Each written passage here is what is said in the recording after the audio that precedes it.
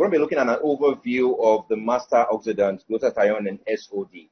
And to do justice to that, ladies and gentlemen, I make welcome a top surgeon from the Department of Surgery, University of Benin Teaching Hospital, Benin City. I present to you Dr. John Ekwoma. Yeah, thank you very much. This evening, I will take an overview of the master antioxidants, glutathione and superoxide dismutase. And I'll be doing justice to this using this basic outline, using the above outline. Well, as a way to start an introduction, glutathione, like you see, is a major antioxidant compound. That's the nomenclature, that's the chemical formula. Of note is the sulfhydride group or the thiol group, the SH group, which is very, very significant in the activity of this compound. Now, let's delve into it proper. Glutathione is the master antioxidant compound.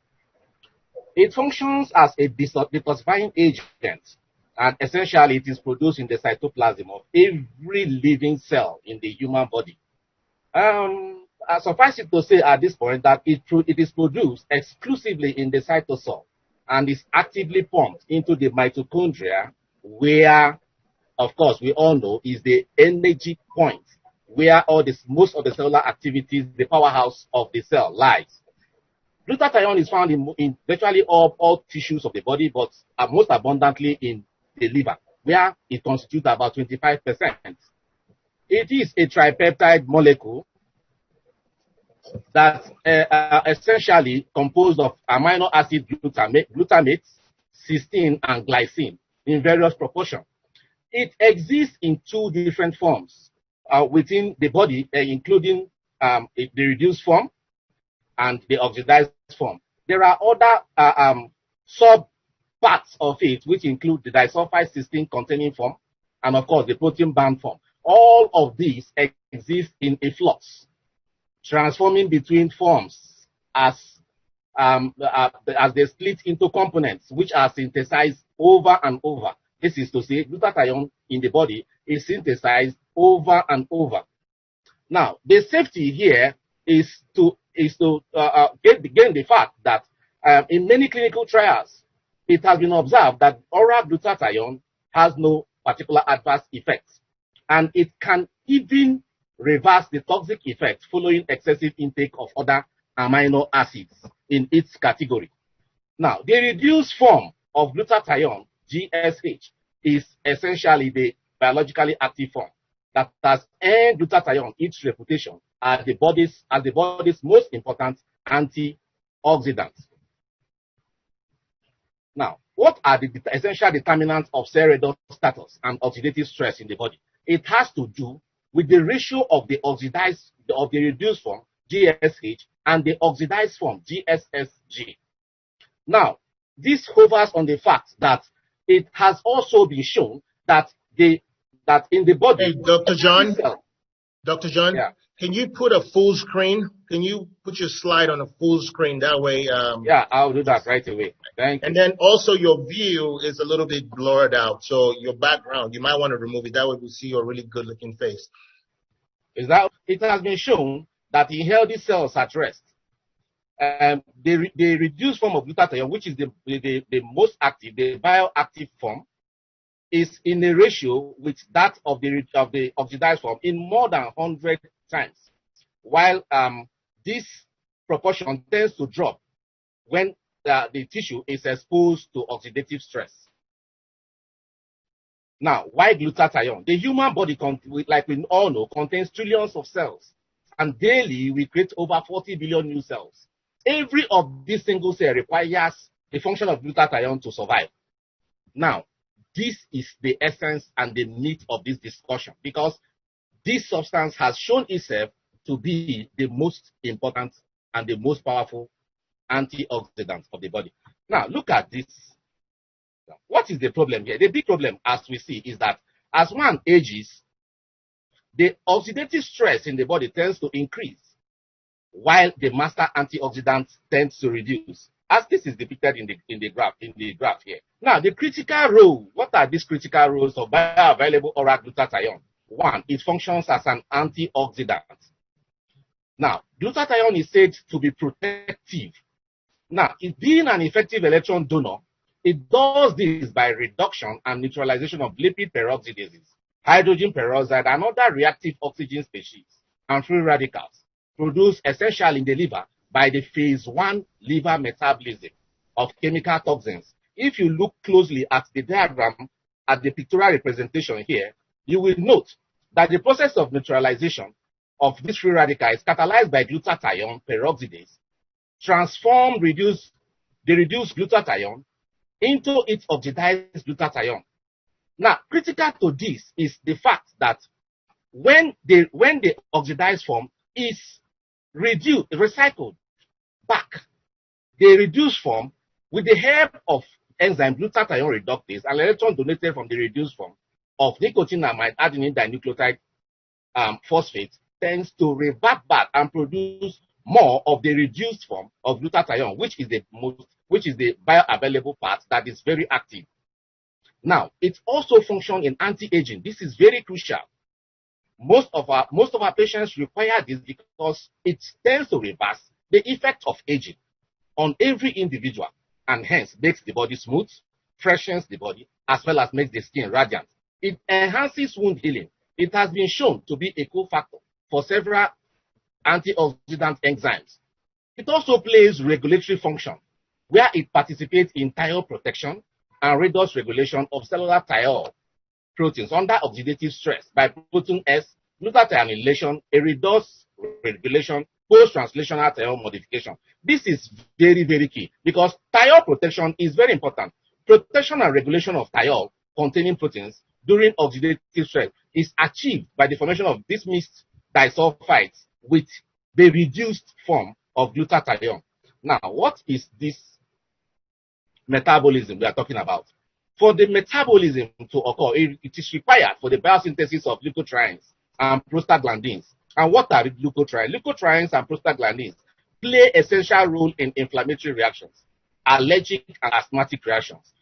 Of note is that prostaglandin is important in the function of smooth muscle contraction and relaxation. You can see that it also enhances the function of citrulline as part of the nitric oxide cycle. And nitric oxide, as we all know, is a vasodilator. It causes vasodilation and increases blood flow to areas where there is a paucity of blood supply. It's a cofactor and acts as glutathione peroxidase. Of note is the fact that glutathione inhibits tyrosinase activity and that of eumelanin synthesis. Eumelanin increases the ratio of pheomelanin, which brightens the skin, removes dark spots, prevents and or remove pimples, and of course pimple marks, as we all know. Now, I brought out this pictorial representation to also get these things clearer and to bring it home.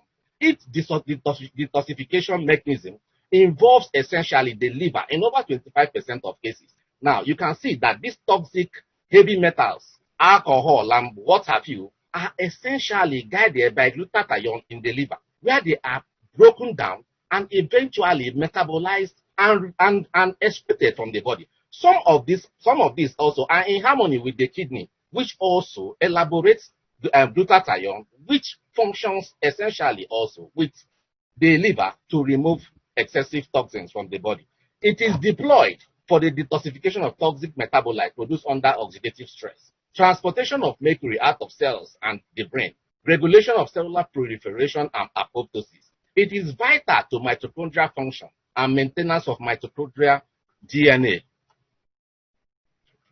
Glutathione also plays function in conjugation.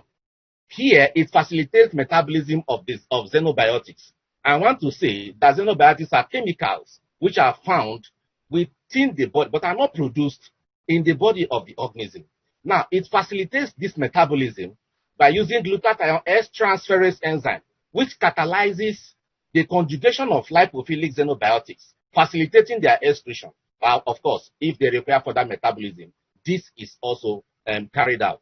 As regards immune function, it stimulates natural killer cells by promoting healthy functions of the T cells as well as other white blood cell population. Of note here is the importance that impaired glutathione synthesis or dysfunctional glutathione metabolism, or of course, glutathione depletion may be implicated in etiology and progression of a wide range of chronic diseases. Now, for example, polymorphism in glutathione peroxidase appears to increase the risk of coronary heart disease and stroke in some patients. Now, it is important also to mention that levels of glutathione are substantially lower in the substantia nigra within the central nervous system of the patient, especially patients with Parkinson's disease. Also, diminishing levels of reduced glutathione have been shown to be associated with age-related cataract, glaucoma, and of course, macular degeneration in the eye, as well as glutathione depletion. This is important because it may be implicated in the pathogenesis of some cancers within the body. It is also important. Some studies have also shown that certain neurotransmitter potentials have been elucidated for glutathione. This, or the other speakers may also dwell on and tell us a little about them. Now, what are these benefits of glutathione? I'm just going to run through them. It strengthens the immune system, improves mental focus, activity, and clarity, reduces the harmful effect of stress, optimizes the body's energy level, detoxifies your body, organ, and cells of toxins. It also helps you to get better sleep and makes you look younger. Of course, makes the skin healthier with its eumelanin and pheomelanin that it produces. It enhances athletic ability and performance. And of very significant importance is the fact that it enhances sexual health as well as libido, increase in libido. Now, let's also look at what certain diseases that are associated with glutathione depletion. This includes neurodegenerative disorders. Neurodegenerative disorders like Alzheimer's disease, Parkinson's disease, Huntington's disease, amyotrophic lateral sclerosis, and Friedreich's ataxia are important neurodegenerative diseases that are present in absence of glutathione, especially the reduced form. Others include pulmonary diseases, chronic obstructive airway disease, asthma, acute respiratory distress syndrome, immune diseases like human immunodeficiency infection, autoimmune diseases, cardiovascular diseases like hypertension, myocardial infarction, cholesterol oxidation, chronic age-related diseases like cataract, macular degeneration, and of course, hearing impairment and glaucoma, like I previously mentioned. Now, let us look quickly at superoxide dismutase. I am drawing a general overview on this subject. Superoxide dismutase is an enzyme that alternately catalyzes the dismutation or partitioning of the superoxide radical into ordinary molecular oxygen and, of course, hydrogen peroxide. Superoxide, like we know, superoxide is bad. It is produced as a byproduct of oxygen metabolism, and if it is not regulated, it causes cellular death and damage by way of apoptosis. Now, I just use this to depict generally what I mean. Now, by essential mechanism of stress induction in most patients. Mechanism of oxidative stress. Here, there is impaired balance between the reactive oxygen species and their production, as well as production of antioxidant defense within the body. This, essentially, what it does is that it increases accumulation of oxidative substances. Now, there are various causes that are attributed here, like smoking, alcohol radiation, pollution, stress, aging. Of course, these things will cause elaboration of nicotinamide adenine dinucleotide phosphate oxidase, as well as xanthine oxidase. And this causes respiratory burst and respiratory chain, leading to propagation and production of superoxide. Superoxide dismutase, like you see there, tries to block this pathway from tries to break down this superoxide into its other lower molecules, like hydrogen peroxide. But of note here is that the hydrogen peroxide, like we also know, it has a damaging effect, and it is degraded by the enzymes such as catalase C80 that is written there. Thus, the superoxide dismutase is an important antioxidant defense in nearly all living cells when exposed to reduced oxygen. Superoxide dismutase catalyzes the disproportionation of superoxides. In this way, the oxygen is converted into two less damaging species, and then they are coupled. This is what exactly is depicted in the diagrams here. Oxidative damage to the DNA, protein lipids, and of course, this tends to lead to various ailments. Now, let us briefly look at the various types of superoxide dismutase. There are essentially three major families of superoxide dismutase. This depends on the cofactor, the protein cofactor that is attached to it.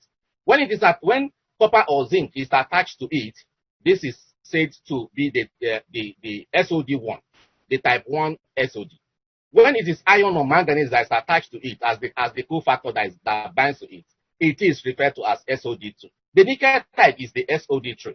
Now, the important thing here is that there are essential functions which we need to know superoxide dismutase plays. It's a very important antioxidant defense against oxidative stress in the body. And within a cell, the superoxide dismutase constitutes the first line of defense against reactive oxygen species and free radicals.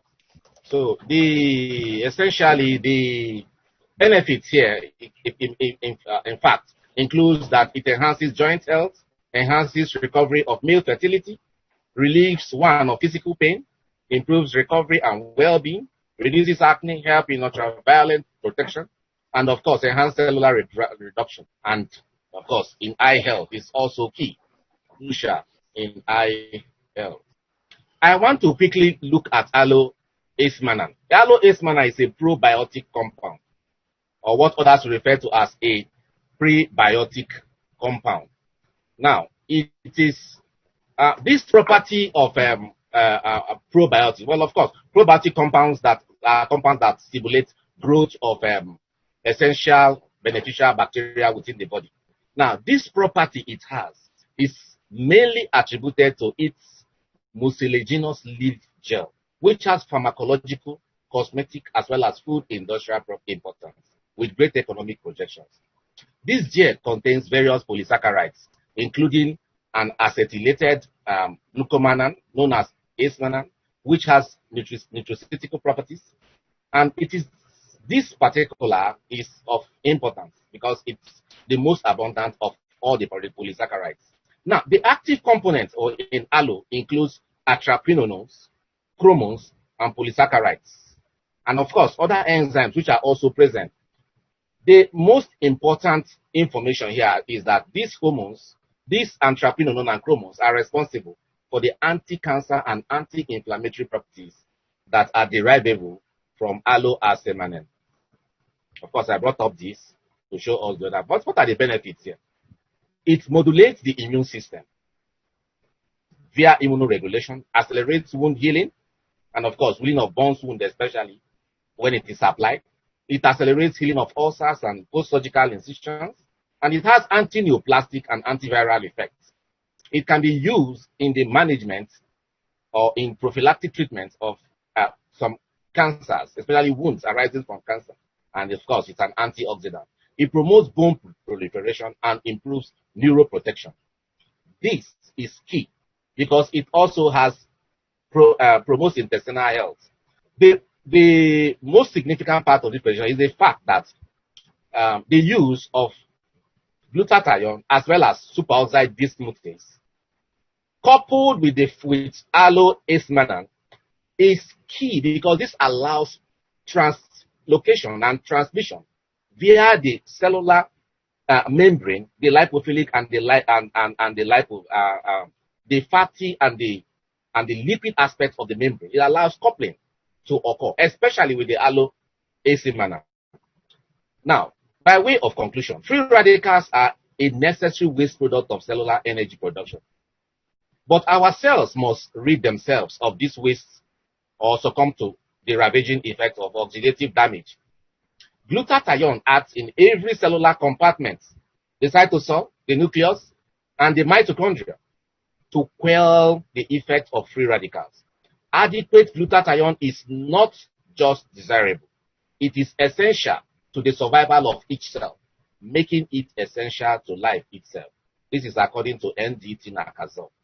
Superoxide dismutase and alloacemanol supplementation with the master antioxidant has created a holy matrimony of masterpiece technology that defines the pinnacle of nutrient pharmaceuticals. Thank you very much.